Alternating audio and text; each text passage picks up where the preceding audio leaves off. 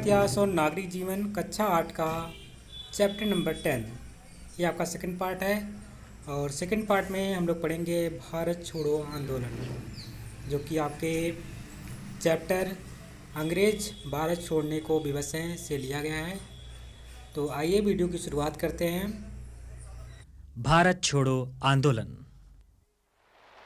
महात्मा गांधी की जय, महात्मा गांधी की जय, भारत माता की जय, भारत माता की जय। एक छोटा सा मंत्र मैं आप लोगों को दे रहा हूं।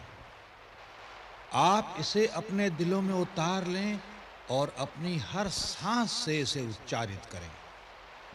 ये मंत्र है, करो या मरो। या तो हम भारत को आजाद करेंगे या इस प्रयास में अपनी जान दे देंगे। अपने को गुलाम देखने के लिए हम जीवित नहीं रहेंगे। हर सच्चा कांग्रेसी संघर्ष में इस निष्ठा के साथ शामिल होगा कि वो अपने देश को गुलामी और बंधन में देखने के लिए जीवित नहीं रहेगा। यही आपकी प्रतिज्ञा होनी चाहिए। भगवान के सामने ये प्रतिज्ञा कीजिए कि आप तब तक आराम नहीं करेंगे जब तक स्वतंत्र नहीं हो जाते, और स्वतंत्रता को पाने के लिए अपनी जान तक देने को तैयार होंगे। जो अपनी जान देगा उसे आजादी मिलेगी। जो अपनी जान बचाएगा उसे अपनी आजादी खोनी होगी। आजादी कायरों और कमजोर दिल वालों के लिए नहीं है। महात्मा गांधी की जय, महात्मा गांधी की जय, भारत माता की जय, भारत माता की जय।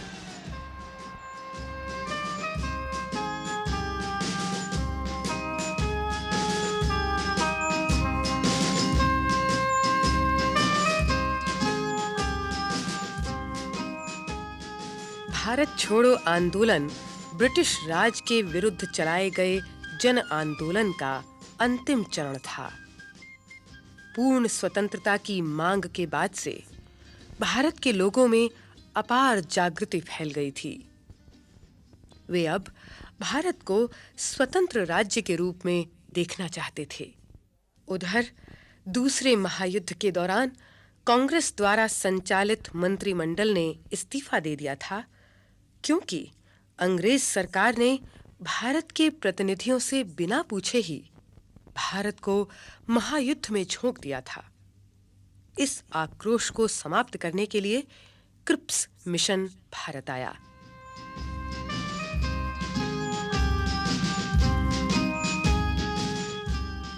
जब क्रिप्स मिशन विफल हुआ, तब देश में बहुत असंतोष और आक्रोश पनपा।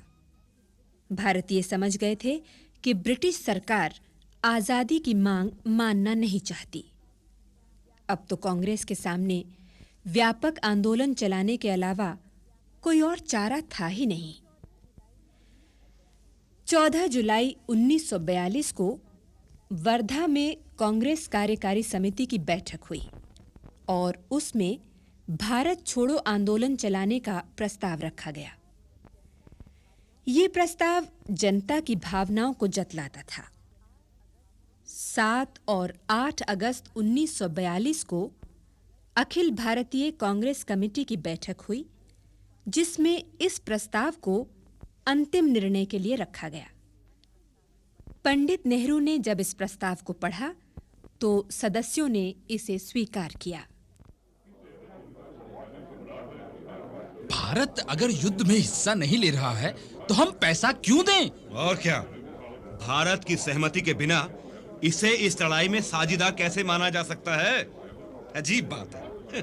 हमें अचानक बताया जाता है कि इटली और जर्मनी से हम इसलिए लड़ रहे हैं कि ये स्वतंत्रता और जनतंत्र की लड़ाई है। हम इंग्लैंड के लिए अपनी जान क्यों दें?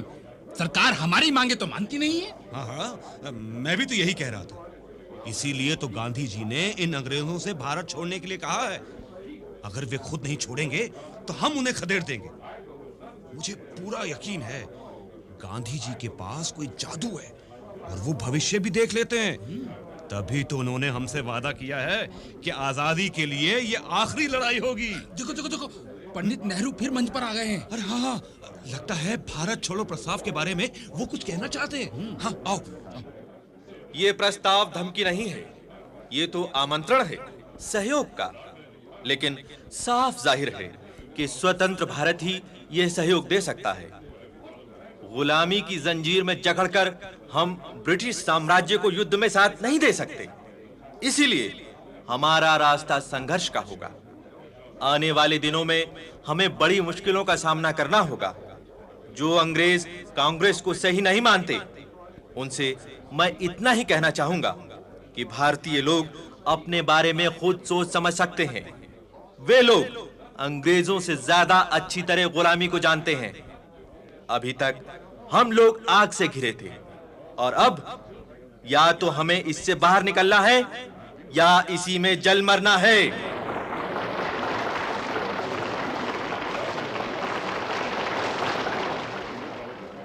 अब मैं प्रस्ताव को वोट के लिए रखता हूं। हम सब सहमत हैं। हम सब सहमत हैं। तो यह प्रस्ताव बहुमत से पास हुआ, लेकिन 13 मेंबरानों ने उसकी खिलाफत की है। अब मैं गांधी जी से गुजारिश करूंगा कि वो अखिल भारतीय कांग्रेस कमेटी के मेंबरानों और आवाम के लिए तकरीर करें। मैं आप लोगों को बधाई देता हूं कि आपने इस प्रस्ताव को पास किया। मैं उन लोगों को भी बधाई देता हूं जिन्होंने इस प्रस्ताव के खिलाफ अपने मत दिए। ऐसा करके उन्होंने अपने साहस का परिचय दिया है। मुझे इसी रात सुबह होने से पहले आजादी चाहिए और हमें ये याद रखना है कि ये स्वतंत्रता केवल कांग्रेस जनों के लिए नहीं होगी। ये स्वतंत्रता भारत की 40 करोड़ जनता के लिए होगी। अंग्रेजों भारत छोड़ो! अंग्रेजों भारत छोड़ो! अंग्रेजों भारत छोड़ो! अंग्रेजों भारत छोड़ो! महात्मा गांधी की जय! महात्मा गांधी की जय! भारत माता की जय! बापू, आप परेशान न होइए, जो होगा देखा जाएगा। हाँ मीरा बहन, पर महादेव भाई, कल रात के मेरे भाषण के बाद अब वे मुझे कभी गिरफ्तार नहीं करेंगे। गांधी जी, पुलिस वाले आपको गिरफ्तार करने आ रहे हैं। भारतीय सुरक्षा कानून के तहत मैं मिस्टर गांधी, मिस्टर महादेव देसाई और मीरा बहन की गिरफ्तारी का वारंट लाया हूं। मैं आप लोगों को आधे घंटे का समय देता हूं। चलो महादेव भाई, तैयारी करो। हाँ प्यारेलाल जी, मेरा यह संदेशा जनता तक पहुंचा देना कि हर अहिंसावादी सैनिक किसी कागज या कपड़े पर करो या मरो का नारा लिखे और उसे अपने कपड़ों में सी ले, जिससे कि जब वो सत्याग्रह करते हुए मरे तो उसे हिंसा में विश्वास रखने वाले तत्वों से अलग पहचाना जा सके। उधर कांग्रेस कार्यकारी समिति के अन्य सदस्यों की भी गिरफ्तारियां हुईं। Pandit Nehru, Maulana Azad, Sardar Vallabh Bhai Patel, Asaf Ali, Shankar Rao Dev, GB Pant, doctor Sitaramayya, doctor Syed Mahmud, Acharya Kripalani, Prafulla Ghosh को गिरफ्तार करके विक्टोरिया टर्मिनस लाया गया, जहां एक विशेष रेलगाड़ी इनका इंतजार कर रही थी। गांधी जी और उनके सहयोगियों को भी यहीं लाया गया था। ये सभी लोग पूना ले जाए गए। प्लेटफॉर्म पर बहुत भीड़ थी। महात्मा गांधी की जय! महात्मा गांधी की जय! भारत माता की जय! भारत माता की ए! इन्हें लाठी मारकर भगाओ। ये क्या, मिस्टर नेहरू तो मेरी तरफ बढ़ रहे हैं। ठहरो! मैं कहता हूं तुम्हें लाठी चार्ज कराने का कोई अधिकार नहीं है। मिस्टर नेहरू, तुम अपने डब्बे में लौट जाओ। मैं कुछ नहीं सुनना चाहता। देखो देखो, शंकर राव भी रेल से बाहर कूद गए हैं। शंकर राव जी, तुम वापस अपने डिब्बे में चले जाओ। नहीं, मैं नहीं जाऊंगा। यू, चलो तुम चारों इसे उठाओ और ठूस दो वापस रेलगाड़ी में। पंडित जी, खुदा के लिए वापस आ जाइए। अच्छी बात है। Mister Azad, I am very sorry, लेकिन मुझको ये ऑर्डर मिला है और मुझको इसका पालन करना है। अंग्रेजों भारत छोड़ो, अंग्रेजों भारत छोड़ो, अंग्रेजों भारत छोड़ो, अंग्रेजों भारत छोड़ो। महात्मा गांधी की जय, महात्मा गांधी की जय। और उधर बंबई में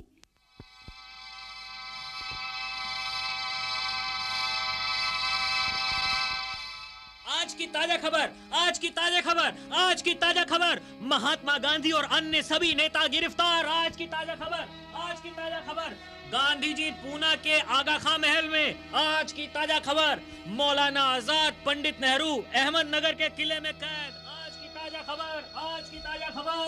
अरे, लेकिन आज शाम को तो ग्वालियर टैंक मैदान में गांधी जी का भाषण था। न जाने क्या होगा।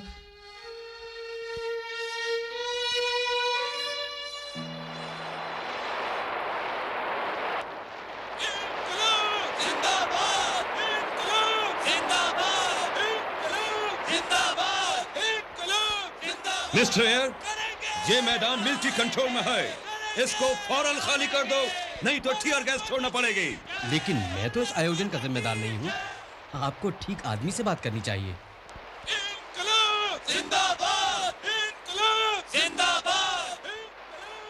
अरुणा जी, सार्जेंट मैदान को तुरंत खाली कराना चाहते हैं। मुझे लगता है कि स्वयंसेवक लड़के लड़कियों को मैदान से बाहर ले जाया जाए। नहीं, सभा होगी। भाइयों, अब हम अपना राष्ट्रीय ध्वज फहराएंगे। महात्मा गांधी की जय, महात्मा गांधी की जय। भारत माता की। तो ये झंडा अभी तक लहरा रहा है, मैं अभी इसको उतारता हूँ।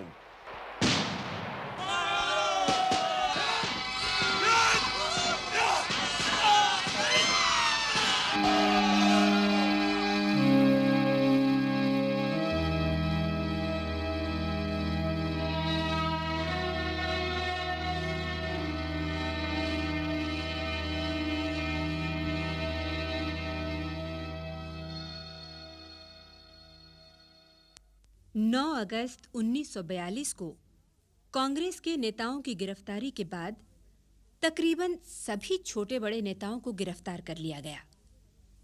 इसके तुरंत बाद देश भर में बड़े पैमाने पर प्रदर्शन हुए।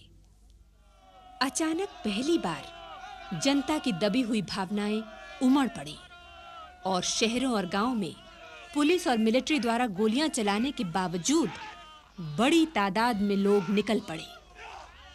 उन्होंने पुलिस स्टेशनों, डाकघरों, रेलवे स्टेशनों और सभी तरह की सरकारी संपत्ति पर हमला बोल दिया।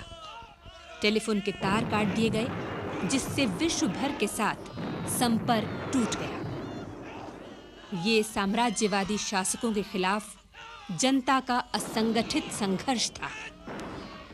पूरे देश में युवकों ने, विशेषकर छात्रों ने इस आंदोलन में महत्वपूर्ण भूमिका निभाई। विश्वविद्यालय और कॉलेज बंद थे। लोग अहिंसा के पाठ को भूल गए थे और सरकार के दमन का पूरा जवाब दे रहे थे। उधर बलिया शहर में बहुत तनाव था।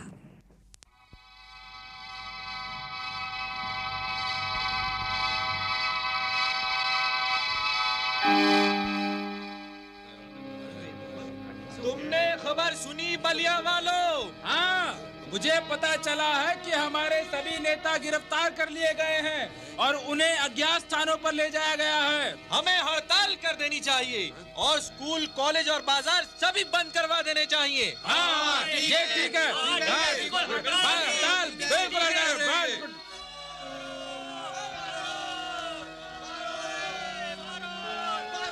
आप लोग आगे ना बढ़े, नहीं तो मुझे लाठी चलाने का आदेश देना पड़ेगा। गोली भी चलाना पड़ सकता है। हम यही रुकेंगे और नारे लगाएंगे।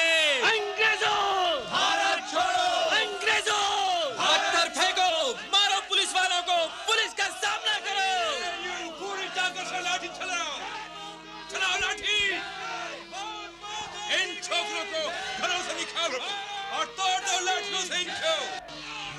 छात्रों को मारा है, हमें बदला लेना होगा। हाँ हाँ, हमें बदला लेना होगा। निगम साहब, कृपया कोर्ट बंद कर दें। आज शहर भर में हड़ताल है। चलो चलो, छात्र रेलवे स्टेशन की तरफ जा रहे हैं। हाँ, हम स्टेशन को आग लगा देंगे। ठीक है, मेरी ये मशाल किस दिन काम आएगी? चलो गोली चलाओ, चलाओ गोली इनके ऊपर। देखा, चल रहा है ना स्टेशन। हम तब तक आराम नहीं करेंगे जब तक पुलिस स्टेशनों और दफ्तरों पर कब्जा नहीं कर लेते।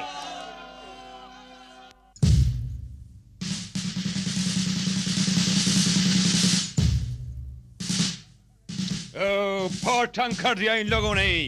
हमें चित्तू पांडे और उसके 150 साथियों को रिहा करना पड़ेगा। बलिया में आंदोलन उग्र होने के बाद ब्रिटिश सरकार को वहां के कांग्रेसी नेता श्री चित्तू पांडे को रिहा करना पड़ा। बाद में चित्तू पांडे के नेतृत्व में एक राष्ट्रीय सरकार बनाई गई। अब चित्तू पांडे आप लोगों को संबोधित करेंगे। साथियों, हिंसक तरीके कांग्रेस के सिद्धांतों के खिलाफ हैं और वैसे भी हमें शांत रहना चाहिए। हम अहिंसक आंदोलन कर रहे हैं। मैं आप लोगों से आग्रह करता हूं कि आप शांति बनाए रखें और अपनी दुकानों और दफ्तरों को खोल दें जो काफी दिनों से बंद हैं। हम सरकारी दफ्तरों, पुलिस स्टेशनों और अन्य सरकारी स्थानों पर कब्जा करने के बाद एक राष्ट्रीय सरकार बना रहे हैं। इस सरकार के नेता होंगे चित्तू पांडे। भारत माता की जय! भारत माता की जय! कांग्रेस नेताओं की गिरफ्तारी के बाद आंदोलन में कई धाराएं निकल पड़ी। कहीं भूमिगत आंदोलन थे तो कहीं भूमिगत रेडियो से आंदोलन को जिंदा रखने की कोशिशें होती रहीं। हजारों लोग इस आंदोलन के दौरान मारे गए और कई हजार घायल हुए। जनता पर कई बार हवाई जहाज से मशीन गन्स चलाई गईं, कोड़े लगाने की सजाएं सुनाई गईं। गांव की जनता पर करीब 1 करोड़ रुपयों तक का दंड लगाया गया। 1942 के दौरान करीब 60,000 लोग गिरफ्तार किए गए। दमन के कारण आंदोलन कमजोर हुआ, लेकिन इसे वापस नहीं लिया गया। 1945 और 46 के दौरान दोबारा जन आंदोलन उभरा और अंग्रेजों ने सत्ता सौंपने की अंतिम बातचीत शुरू कर दी।